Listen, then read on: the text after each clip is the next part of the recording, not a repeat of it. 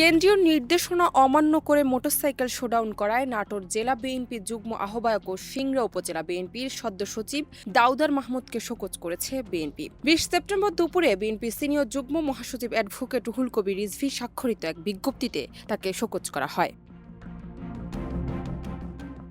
সূত্রে জানা যায়, সিংড়া উপজেলা বিএনপির সদস্য সচিব দাউদার মাহমুদের ব্যক্তিগত কার্যালয় থেকে এই শোডাউন শুরু হয়। পরবর্তীতে সেটি ডাহিয়া ইউনিয়নের বিয়াস বাজারে শেষ হয়। মোটরসাইকেল শোডাউনকে কেন্দ্র করে যাত্রাপথের রাস্তায় তীব্র যানজটের সৃষ্টি হয়। সিংড়া থেকে বিয়াস বাজার পর্যন্ত শোডাউনের ফলে সরু সাবমার্সিবল রাস্তা পুরোপুরি বন্ধ হয়ে যায়, ফলে ভোগান্তিতে পড়েন সাধারণ মানুষেরা। কেন্দ্রীয় বিএনপির নির্দেশনা অমান্য করে মোটরসাইকেল শোডাউন করায় সিংড়া বিএনপির একাধিক নেতা ক্ষোভ প্রকাশ করেছেন এবং দলীয় নির্দেশনা অমান্য করায় পদক্ষেপ নেওয়ার জন্য দাবি জানিয়েছেন। প্রসঙ্গত, বিগত ৮ সেপ্টেম্বর দেশের চলমান পরিস্থিতিতে দলীয় নেতাকর্মীদের উদ্দেশ্যে বিশেষ বার্তা দিয়েছিল বিএনপি। সেখানে মোটরসাইকেল বহর বা অন্য কোনো যানবাহনের শোডাউন পরিহার করার জন্য নির্দেশনা প্রদান করা হয়।